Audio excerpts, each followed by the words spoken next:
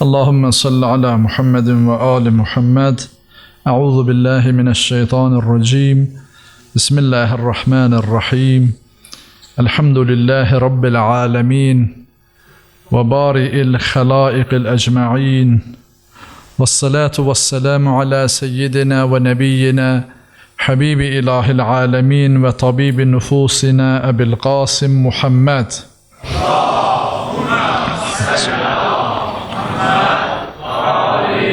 وآله الطيبين الطاهرين المنتجبين واللعن الدائم على أعدائهم أجمعين من الآن إلى قيام يوم الدين. أما بعد، قال الله تعالى في كتابه الكريم: بسم الله الرحمن الرحيم. فآتي ذا القربى حقه والمسكين وابن السبيل ذلك خير للذين يريدون وجه الله وأولئك هم المفلحون. Sadakallahul aliyyul azim. Eyyuhel mu'minun, usikum ve nefsi bi tekvallah. Əziz möminlər, sizləri və özümü ilahi təqvaya dəvət edirəm. Mübarək cümə gününü Allah Teala bizə bağışlanmaq vədəsi verib, müsəlmanlar üçün bayram qərar verib və bu mübarək gündə özümüzün, dünyasını dəyişənlərimizin, valideynlərimizin günahlarımızı bağışlanmasını uca Rəbbimizdən niyaz edirik. Allah Teala gələn günlərimizi daha xeyirli qərar versin inşallah. Bugünkü günün mövzusu, cümə xütbəsinin mövzusu qohum, əqraba ilə əlaqələr barəsindədir ki, Qur'an-ı Kərimdə və dinimizdə xüsusilə bizə tapşırılan məsələlərdən və dinimizin əsaslarından biridir. Elə bir dövrdə, elə bir zamanda yaşayırıq ki, texnologiyanın inkişafı ilə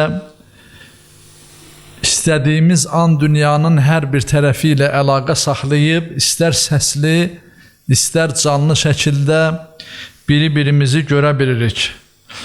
Ancaq bütün bu texnoloji inkişafın nəticələrinə baxmayaraq, gün keçdikcə insanlar biri-birindən daha çox uzaqlaşır və biri-biri ilə daha az əlaqə saxlayır. İzdiham içərisində yaşamağa öyrəşən insan övladı daha çox yalnızlaşmağa başlayır. Baxmayaraq ki, əlaqələr, əlaqə vasitələri inkişaf eləyir, istər minik vasitəsi olsun, istər telefon kimi digər əlaqə vasitələri olsun, inkişaf eləyir. Amma insan övladlarının biri-biri ilə qəlbən əlaqəsi zəifləyir. Və demək olar ki, bir çox əlaqələr kəsilir, qəlblər arasında, nəfslər arasında, ruhlar arasında əlaqə kəsilir. Hətta bir ananın bətnindən, bir atadan dünyaya gələn övladlar arasında əlaqə belə qırılmaq üzərə olur. Ona görə dövrümüzdə qocalar evinə atılan valideynlərimizə rast gəlirik.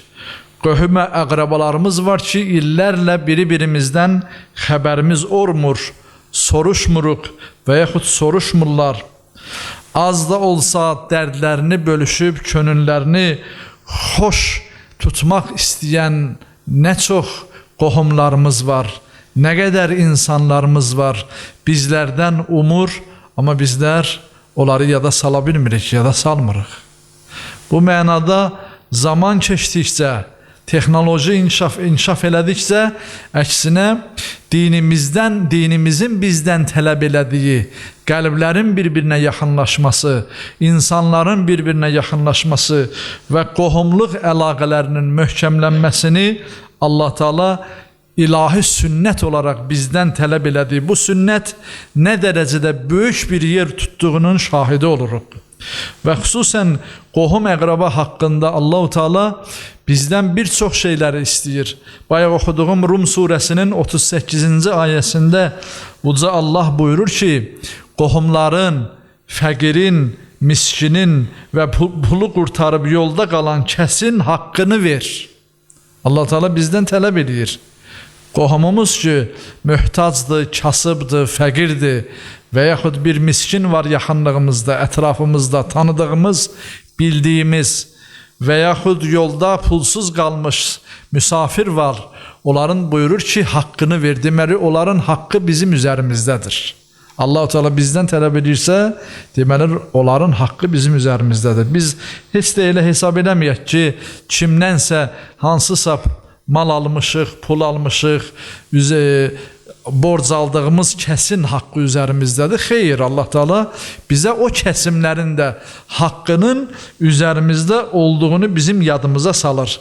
Daha sonra buyurur ki, yaxın qohumlarının yaşayış xərcini Peyğəmbərin yaxın qohumlarına, yəni məsumlara ənfal və xumsu, yoxsullara zəkatı, yolda qalan kəslərə zəkat və xumsu ver, əda elə. Bu cür xərcləmək Allahın razılığını istəyənlər üçün daha yaxşıdır və səadətə qovuşanlar məhz onlardır deyə ayət-i kərimə belə tamamlanır. Allah-u Teala, yəni bu cür bu zəmində, bu mətndə olan bir neçə ayət-i kərimə var. Digəri də İsra surəsindədir. Buyurur ki: "Və atizal qurba haqqahu." Yaxın qohumların haqqını əda elə ver. "Vel miskin və ibnis sabil və la tabazzar tabzira."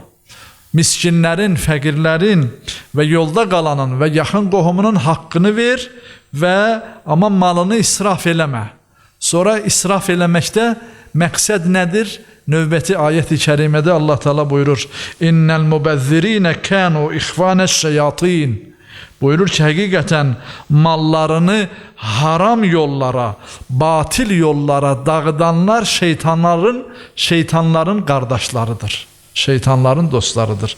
Deməli, israf elə dedikdə, yoxsula, miskinə, qohum əqrabaya verməkdə məqsəd deyil. Haram yola, batil yola xərclənən malı israf sayır Allah-u Teala və buyurur ki, onlar şeytanın dostlarıdır. Həmişə öz Rəbbinin qarşısında şeytan çox kafir və nankor olar. Allah-u Teala bizim qohum əqrabamızın, yəni o insanlar ki, haqqı üzərimizdədir, onlarla əlaqəni möhkəmləndirmək haqqında Qur'an-ı Kərimdə bir çox ayət-i kərimə var. Hətta vacibliyi haqqında Allah Teala buyurur ki, yəni məbada qohum əqraba ilə aranızda olan əlaqəni kəsəsiz. Və xüsusən bu ayət-i kərimədə də buyurur ki, qohum əqrabaya da, miskinə də, müsafirə də haqqını ver, eyni zamanda malını sağa sola səpələmə, yəni batil yollara xərcləmə deyərək Allah-u Teala xeyrxah insanlar o kəslərdir ki, mal dövləti çox sevmələrinə baxmayaraq kasıb qohum əqrabalara, yetimlərə, yoxsullara, pulu qurtarıb yolda qalan müsafirə, dilənçilərə və qulların azad olunmasına sərf edənlərdilər. Allah-u Teala bizləri bu kəsimlərə malımızı xərcləməyi bizdən neyniyir? Bizdən istəyir. Silə-i rəhim, ümumiyyətlə qohum əqraba münasibəti Qur'an-ı Kərimdə niyə bu qədər önəmlidir? Çünki ona görə önəmlidir ki, Allah Teala silə-i rəhmi etməyənləri fitnə, fəsad törədənlərlə bərabər tutur. Qur'an-ı Kərimdə 3 yerdə, 3 məqamda Allah qohum əqraba ilə münasibətlərin vacib olduğunu buyurur. Biri Muhammed surəsindədir. Allahümmə salli ala Muhammedin və ali Muhammed. Buyurur ki, Bismillahirrahmanirrahim. Fəhəl aseytum in təvəlleytum ən tufsidu fil ard və taqta'u ərhaməkum.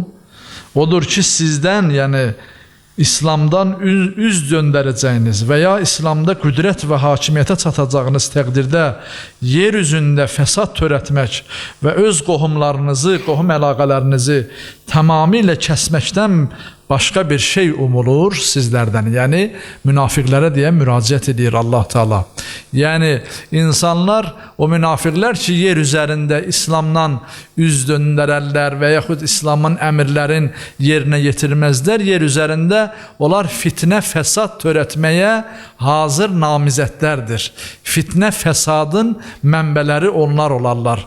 Və onun davamında buyurur ki, və eyni zamanda qohumla əlaqəni kəsənlər də onlarla bərabərdir. Niyə görəsən qohumla əlaqəni kəsmək bu qədər ağır cəzaya, ilahi cəzaya səbəbdir? Həzrət Peyğəmbərimizin gözəl bir hədis-i şərifi var. Buyurur ki, qohumlarla əlaqə saxlamaq Rəhman olan Allah ilə bir rabitədir. Qohum əqrabə ilə əlaqə saxlamaq Allah Taala ilə əlaqə saxlamaq kimidir. Kim onlarla əlaqəsini davam etdirərsə, Allah da onunla rabitəsini davam edər.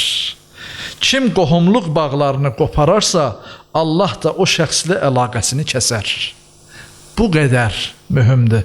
Deməli, qohum əqrabə ilə əlaqə saxlamaq, qohum əqrabanın halını, əhvalını soruşmaq, onların könlünü xoş eləmək, onlara öz qohumluq münasibətini göstərmək, Allahla olan rabitəni möhkəmləndirmək kimidir. Onlarla əlaqəni kəsmək, necə ki dövrümüzdə bu çox aktual problemdir. Onlarla, yəni qohum əqrabalarla əlaqəni kəsmək, Allahla əlaqəni kəsməkdir. Allahla da əlaqəni kəsmək neynəyər? İnsana Allahın ilahi rəhməti kəsər, ilahi rəhmətin, feyzin yetişməsinin qarşısını alar. Qohum əqrabə ilə ünsiyyət saxlamaq, əlaqə saxlamaq həm Allahla olan rabitədir, həm də bizim üçün bir çox mənfəətləri var. Yəni bizlər üçün hansı xeyirləri var? Həzrət Peyğəmbərimiz buyurur ki, "Mən əhabbə ən yəbsuta aleyhi fi rizqihi və ən yunsə'ə ləhu fi əthərihi fəlyasil rahiməhu." Buyurur ki, ruzisinin bol və ömrünün bərəkətli olmasını istəyən kəs qohum əqrabası ilə əlaqə saxlasın. Deməli, qohum əqrabə ilə əlaqə saxlamaq insanın ruzisini neyniyər? Çoxaldar. Ruzinin çoxalmasına səbəb olar. Və eyni zamanda ömrün uzanmasına səbəb olar. Hz. İmam Rıza əleyhissalamdan belə bir hədis-i şərif var. Buyurur ki, ömrünün tamam olmasına 3 il qalmış bəndənin ömrünü qohumlarla rabitəsini kəsmədiyinə görə ola bilsin ki, Allah Taala 30 il uzatsın. Ömrünün sonuna 3 il qalmış, əgər qohum əqrabası ilə münasibəti varsa, əlaqəsi varsa, Allah 30 il onun ömrünü uzadar. Allah istədiyini edəndir. Davamında imam buyurur. Sonra buyurur ki, biz ömrün uzun olması üçün qohumlarla gözəl münasibət yaratmaqdan başqa heç bir vasitə tanımırıq. İmam buyurur. Elə bir vasitə yoxdur ki, insan övladı o vasitə ilə ömrünün uzatmaq istəsin. O vasitə qohum əqrabə ilə gözəl münasibət qurmaqdır, silə-i rəhm eləməkdir. Bu uzun ömürlü olmaqda o qədər təsirlidir ki, imam buyurur. Ömrünün tamam olmasına 3 il qalmış, insanın ömrünü həmin işi davam etdirdiyinə görə Allah-u Teala 30 il uzadar, artırar.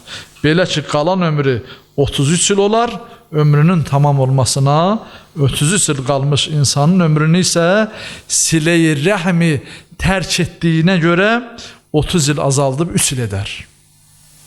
Yəni, İnsan ömrünün uzun ömürlü olmasının əlamətlərindən biri də qohum əqrabə ilə gözəl münasibət qurmaqdır, əlaqə saxlamaqdır. İmam Baqir əleyhissalamdan bir nəfər Müyəssər adlı bir şəxsə, daha doğrusu imam buyurdu. Buyurdu ki, deyəsən qohum əqrabana qarşı mehribansan və səmimisən, onlarla həmişə yaxşı davranırsan, onlara yaxşılıq edirsən. Müyəssər dedi, bəli. Dedi, bəli, yəbnə Rasulillah. Mən cavanlıqda bazarda bir nəfər üçün işləyirdim. Yəni, bir nəfərə köməkçi işləyirdim. O mənə 2 dirhəm muzd verərdi. Yəni, mükafat verərdi. Bu 2 dirhəmin birini həmişə bibimə digərini isə xalama verərdim. Sonra imam buyurdu, and olsun Allaha, ölümün 2 dəfə yaxınlaşmışdı, lakin bu silə-i rəhmə görə təxirə salındı. Yəni, o imam da elə bir şəxsdən onu soruşur ki, onun silə-i rəhm etdiyinin görür. Silə-i rəhmə görə Allah Taala'nın uzun ömür feyzini, rəhmətini ona bəxş etdiyini gördüyü üçün Allah-u Teala Həzrəti İmam həmin gəncdən bu məsələni bu cür soruşur və cavabını da bizlərə bu cür çatdırır. Qohum əqrəba ilə əlaqəni kəsmək lənətə səbəbdir. Allah-u Teala Quran-ı Kərimdə bunun nəticəsini lənətlə, yəni lənətin mənası nədir? Yəni ilahi rəhmətin ona yetişməsinin qarşısının alınmasına səbəb olar. Ayət-i kərimədə buyurur davamında, həmin surənin ki bayaq oxudum ki, o kəslər ki qohumlarının əlaqələri kəsərlər, ulaikəllezine la'anahumullah. Onlar o kəslərdir ki, Allah Teala onlara lənət eləmişdir. Fəasammahum fəa'ma absarahum. Onların batini qulaqlarını kar və qəlb gözlərini kör etdiyi kəsimlərdir onlar. Yəni qəlbləri və gözləri, bəsirətləri kör olan kəslər olar və ilahi rəhmətdən məhrum olanlar. Və yaxud digər Ra'd surəsinin 25-ci ayəsində Allah-u Teala buyurur: "Vellezine yanquduna ahdallahi min ba'di misaqihi ve yaqta'una ma amarallahu bihi an yusala ve yufsiduna fil ard. Ulaika lahumul la'natu ve lahum su'ud dar." Buyurur ki, Allah'ın əhd peymanını, yəni tövhidini və dinini qəbul edilməsi barəsindəki əhd peymanını möhkəmləndirdikdən sonra pozan, Allah'ın birləşməsini əmr etdiyi şeyi qıran və yer üzərində fəsad törədən kəslər üçün lənət və bu dünyanın pis sonu vardır. Bu dünyanın pis sonluğu vardır. Deməli, bu 3 şey zikr edir Allah Teala. Biri budur ki, Allah'la bağladığı əhdi pozar. Sonra buyurur ki, Allah'ın birləşdirilməsini əmr etdiyi şeyi qırar. Və sonra da buyurur ki, yer üzərində fəsad törədən kəslər. Bu 3 günah, bu 3 böyük cəriməni törədən qohum əqrabası ilə əlaqəsini kəsən şəxslərə aiddir. Deməli, əslində qohum əqraba ilə əlaqəni kəsən Allaha tövhid inancını batil eləmiş olur. Öz inancından keçmiş olur. Öz inancını qırmış olur. Allahla bağladığı əhdi pozmuş olur. Bu qədər böyük cəzaya səbəb olur qohum əqraba ilə əlaqə kəsmək. Necə ki, Həzrəti Peyğəmbərimiz necə buyurmuşdu? Buyurmuşdu, qohum əqraba ilə əlaqəni yaxşı qurmaq, əlaqə saxlamaq Allahla əlaqəni qurmaqdır. Kəsmək isə Allah Teala ilə əlaqəni kəsməkdir. Elə ayət-i kərimədə də Allah Teala sanki bu hədis-i şərifin gözəl şəkildə izahını buyurur ki, özünün inancını, etiqadını pozmuş olur, Allahla bağladığı əhdi pozmuş olur, Allahın əmr etdiyi birləşməsi, əlaqə saxlaması vacib olduğu qohum əqraba ilə əlaqəsini kəsmiş olur, bu əmrindən də çıxmış olur. Üçüncü də yer üzərində fitnə fəsada səbəb olur. Fitnə fəsada səbəb olan kəsimlər olar. Ona görə dünyada fitnə fəsadın çoxalmasının səbəblərindən biri də nədir? Biri də budur ki, insan övladı yalnızlaşıb. İnsan övladı insanların çoxaldığı hər gün, hər il bəşəriyyətin günü-gündən artdığı bir dövrdə yalnızlaşması, fərdləşməsi və özünə, nəfsinə qapanmasıdır. Özünə qapanması ilə ətrafda olan insanlarla əlaqəsini zəiflətməsi, onunla bərabər qohum əqrabası ilə öz qardaşları, bacısı, atası, anası, əmisi, dayısı, xalası, bibisi və s. bu cür qohumlarla əlaqəsini zəiflətməklə təkləşməsi və o tək nəfslə fitnə fəsadın ona qalib gəlməsidir. Fitnə fəsadın ona hakim olmasıdır. Dünyada, bəşəriyyətdə getdikcə bu fitnələrin artmasının səbəblərindən də ən bariz olanlardan biri nədir? Qohum-əqrabə ilə əlaqənin kəsilməsidir. Yəni, insan övladının sosial mühitdən uzaqlaşmasıdır. Sosiallaşmaqdan uzaqlaşıb fərdiləşməsi, təkləşməsi və o təkləşmə ilə həm özünə böyük ziyan vurur, həm də dünyaya Allah Taala'nın fitrət üzərində yaradıb, bəşəriyyətə bəxş elədiyi bu dünyada fəsadın və fitnənin çoxalmasına səbəb olar. Həzrət Peyğəmbərimiz buyurur ki, 3 dəstə behiştə daxil olmayacaqdır. Biri şərab içənlər, sonra ikinci sehirbazlar, üçüncü qohumluq əlaqələrini kəsənlərdir. Yəni, qohumluq əlaqəsini kəsmək neyniyər? İnsanın nə qədər də yaxşı iş görsə, gecələr namaz da qılsa, gündüzlər oruc da tutsa, insan övladı insanlardan əlaqəsini kəsməklə neyniyər? Allah Taala'dan uzaqlaşar, Allahın əmr etdiyi şeylərdən uzaqlaşar və böyük günahlara mürtəkib olar. Allah and verir ki, izzətinə, cəlalına bizi o kəsimlərdən inşallah eləməsin.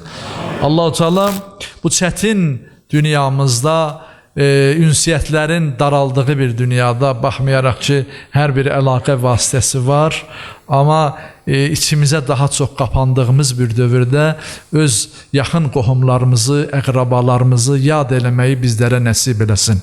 Onların könüllərini, keyflərini soruşmaqla, məsələn, yaşlı analarımız var, bibilərimiz, xalalarımız, onların övladları var, onlarla ünsiyyəti qurmağı bizlərə nəsib eləsin.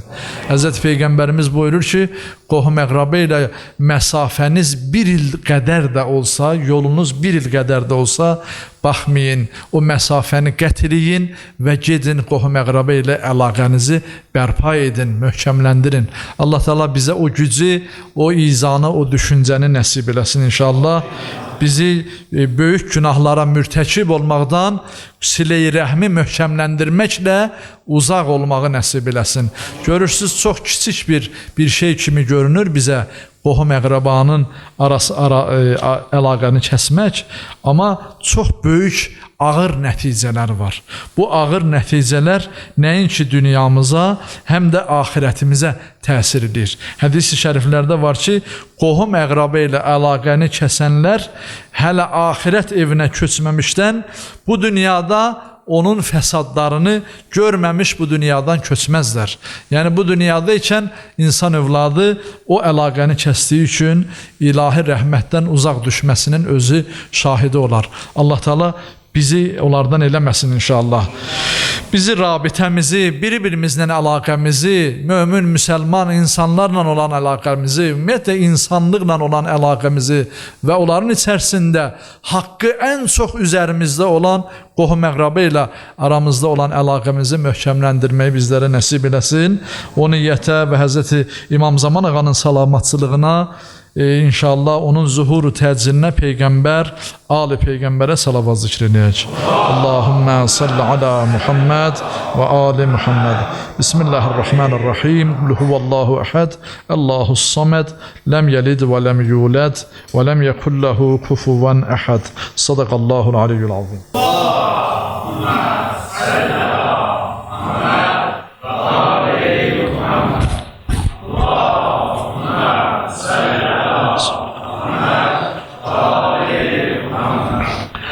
أعوذ بالله من الشيطان الرجيم بسم الله الرحمن الرحيم الحمد لله رب العالمين وبارئ الخلائق الأجمعين والصلاة والسلام على سيدنا ونبينا حبيب إله العالمين وطبيب نفوسنا أبي القاسم محمد اللهم صل على محمد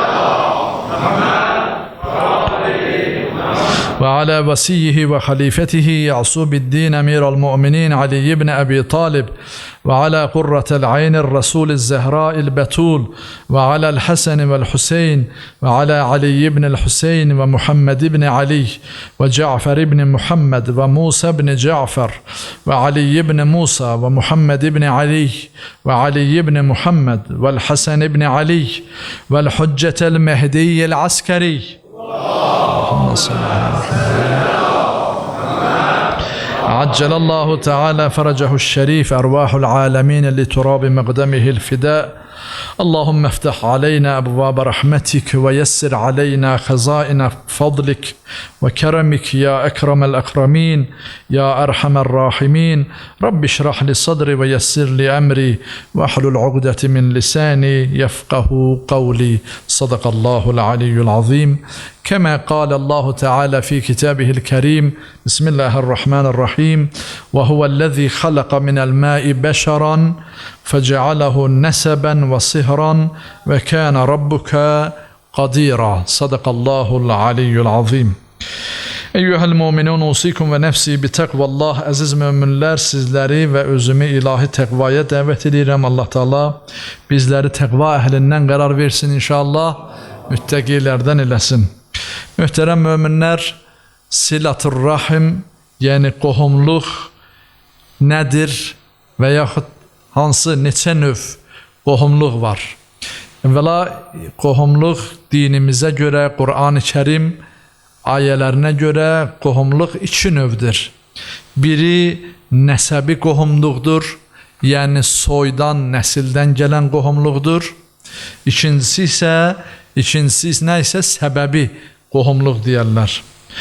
Səbəbi qohumluq, yəni artıq evləndikdən sonra tərəflərin, yəni istər xanımınla, istər bəyinlə, bəy tərəfin və ya xanım tərəfin olan qohumları, yəni qaynata, qaynana, qayın filan digərləri. Nəsəbi qohumlardan qohumlara əsasən qan qohumluğu olanlara deyərlər. Nəsəbi qohumluq. Bu barədə iki və ya daha çox rəy var. Bəziləri deyirlər ki, təkcə ata tərəfdən gələn qohumluq nəsəbi qohumluq hesab olunur. Bəziləri buyurur ki, elə həm ata tərəfdən, həm ana tərəfdən gələn qohumluq nəsəbi qohumluq adlanır. Məsələn, atadır, anadır, bacı, qardaş, əmi, bibi, xala, dayı, nənə, baba və s. və onların övladları, bunlar nəsəbi qohumluqdur. Amma səbəbi qohumluq bayaqda dediyimiz kimi nikah vasitəsilə əmələ gələn ərlə arvad arasında iki tərəfin də qohumluğudur. Bunlar haqqında Allah-u Teala Qur'an-ı Kerimdə ayət-i kerim nazil edib ki, bayaq oxudum Furqan surəsinin 54-cü ayəsin. İnşallah onu zikr edəcəm. Həzrəti Peyğəmbərimiz qızı xanım Fatimə Zəhra salamullah aleyhanı Həzrəti Əmir el-Mömin aleyhissalamla nikah kəsdiyi vaxt, evləndirdiyi vaxt xütbə oxudu.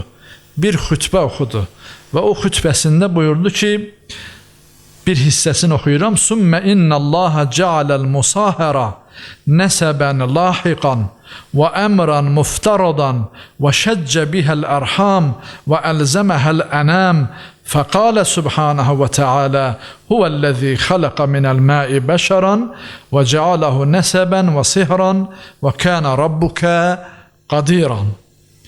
Buyurdu ki, Həzrəti Peyğəmbərimiz bu xütbəsində ucadır o Allah ki, Allah Teala insanlar arasında, yəni kişi və xanım arasında, bəy və gəlin arasında, yəni nikah bağlayan tərəflər arasında musahara yaratmışdır. Musahara, yəni sehr, səbəbi qohumluq xəlq eləmişdir. Yəni musaharanın mənası iki dəmirin biri ilə isti qaynaq vasitəsilə bərkidilməsidir, birləşməsi deməkdir. Qaynaqla, qaynaq aparatı yoxdur. Onun vasitəsilə, od vasitəsilə iki bərk maddəni, iki dəmiri bir-birinə birləşdirməyə deyərlər. Yəni artıq nikah kəsiləndən sonra, nikah bağlanandan sonra hər iki tərəf bir-birindən sayılar. Daha bunlar ayrı qövüm, yəni qız tərəfi ayrı qövüm, bəy tərəfi ayrı qövüm sayılmaz. Onlar qövm olaraq da, yəni qohum əqraba olaraq da bir-biri ilə möhkəmlənənlər. Ona görə bundan qədim dövrlərdə, məsələn, padişahlar, sultanlar, məsələn, bir çətin bir qövm tərəfindən təzyiqlərə məruz qalanda, o qövmin, o cəmaatın içərisindən biri ilə evlənərdi ki, o qövmlə arasını yaxşılaşdırardı, möhkəmləndirərdi. Həzrəti Peyğəmbərimiz də bir neçə dəfə belə qohumluq əlaqəsi yaradıb. Xanımlarla izdivac edib, o qövmlərlə əlaqəsini yaxşılaşdırıb. Və Həzrəti Peyğəmbərimiz burada da buyurur ki, Allah Teala bu cür qohumluq əlaqəsini xəlq eləyib və nəsəbə, qan qohumluğuna birləşdirib. Yəni evliliklə, nikah vasitəsilə gətirib onun övladları nə olacaq? Birləşəcək, qan qohumluğuna çevriləcək. Və əmrən muftarodan və vacib olunmuş bir əmr vasitəsilə. Və şəccə bihəl ərham və onların rəhimləri ilə, yəni onların nəsilləri ilə Allah Teala xəlqi, insanlığın nəslini davam elətdirəcək. Və sonra həmin bu ayəti kəriməni zikr elədi. Və huvəl-ləzi xələqə minəl-mə'i bəşəran fəcəaləhu nəsəbən və sihra. Nədir mənası? Yəni sudan, nütfədən insanı yaradan və onun nəsəb və səbəb əlaqələri vasitəsilə hər bir insanın, yəni öz qan qohumları ilə olan nəsəb əlaqələri, eləcə də həyat yoldaşının qohumları ilə sonradan yaranan səbəb əlaqələrinə sahib edən odur. Yəni insanı bu qohumluğa gətirib çıxardan odur, Allah Teala'dır. Sənin Rəbbin həmişə hər şeyə qadirdir. Yəni sənin Rəbbin istəsə bizi atalı, analı da xəlq eləyər, istəsə Hz. İsa Məsih əleyhissalam kimi analı, atasız da xəlq eləyər, istəsə Hz. Adəm əleyhissalam kimi nə atası olsun, nə anası olsun, yəni atasız, anasız da xəlq eləyə bilər. Bütün hallarda Allah-u Teala'dır bu qohumluq əlaqələrini xəlq eləyən. Ayət-i kərimənin xüsusən əvvəlində buyurur ki, huvəl-ləzi xələqə minəl-mə'i bəşəran. Odur bəşəri sudan xəlq eləyən. Sudan dedikdə bunun üzərində də təfsirdə müxtəlif mənalar ifadə eləmişlər Allah Teala. Əvvəla buyurmuşlar ki, ümumiyyətlə insan övladı, ümumiyyətlə yaranış sudan xəlq olunub. Yəni kainatı tədqiq eləyən alimlər də bunu buyurur ki, bütün varlıqlar sudan xəlq olunub. Hətta heyvanat, nəbatat, bitkilər, cəmadat hamısı sudan xəlq olunub. Allah-u Teala da bunu bəyan edir. Buyurur Qur'an-ı Kərimdə də bunun haqqında bəyan var. Buyurur ki, Bismillahirrahmanirrahim. Thumma ja'ala naslahu min sulalatin min ma'in mahin. Bu ayəti kərimənin əvvəlində buyurur ki, biz insan övladının ilkini, əvvəlini torpaqdan xəlq elədik. Min tin. Xalaqal insana min tin. Əvvəl biz insanı torpaqdan, palçıqdan xəlq elədik. Yəni Adəm əleyhissalamı.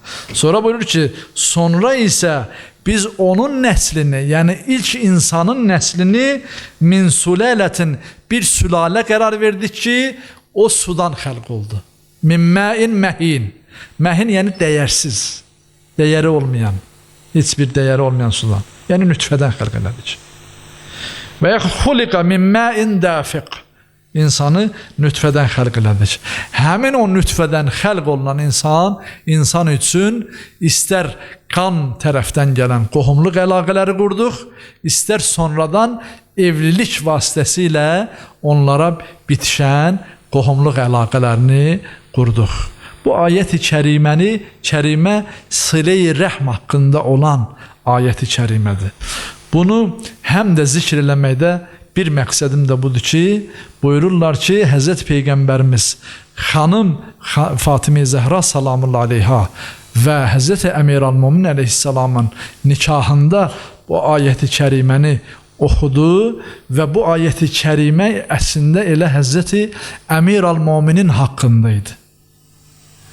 Buyurulur ki, Həzrət Əmir al-Mominin Həzrət Peyğəmbərimizə nəsəbən qohum idi, yəni qan qohumluğu var idi Peyğəmbərimizə, əmisi oğlu idi də, Əbu Talibin oğlu idi. Əbu Talib də Həzrət Peyğəmbərimizin əmisi idi. Əmisi oğlu idi. Qan qohumu idi nəsəb olaraq.